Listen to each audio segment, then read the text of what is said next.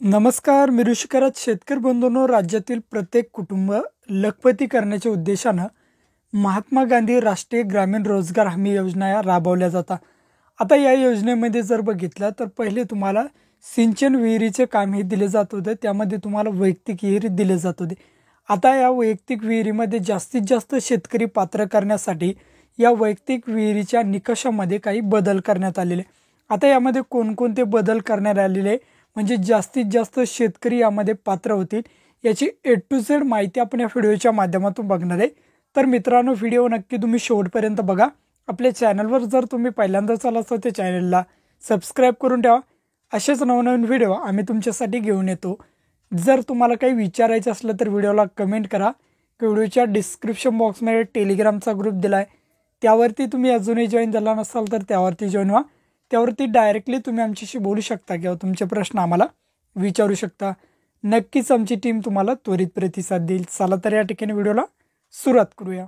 तर मित्रांनो, महात्मा गांधी राष्ट्रीय ग्रामीण रोजगार हमी योजनेअंतर्गत प्रत्येक कुटुंब हे लखपती करण्याच्या उद्देशाने वैयक्तिक सिंचन विहिरी दिले जाते.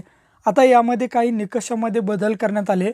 पूर्वीचे जे निकष जर बघितले तर पूर्वी तुम्हाला विहिरीसाठी 4 लाख अनुदान होतं. हेच अनुदान आता वाढवण्यात आले, म्हणजे प्रत्येक शेतकऱ्याला वैयक्तिक विहिरीसाठी 5 लाख रुपये अनुदान महाराष्ट्र शासनामार्फत दिलं जात आहे.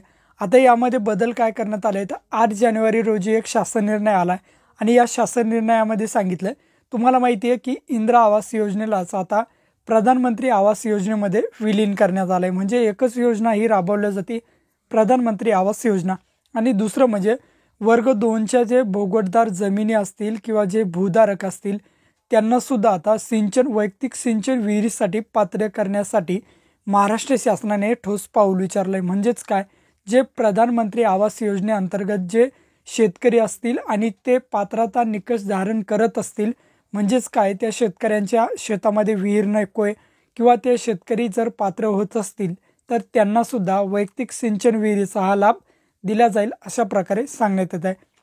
दुसरं म्हणजे काय, भोगवटदार 2च्या जो जमिनी आहेत त्या जमिनी जे भूधारक आहेत, जे शेतकरी आहेत, ते सुद्धा या ठिकाणी पात्र केले जातील. फक्त त्यासाठी एक अट टाकण्यात आली, म्हणजेच काय, ते शेतकरी पात्र असलं पाहिजे.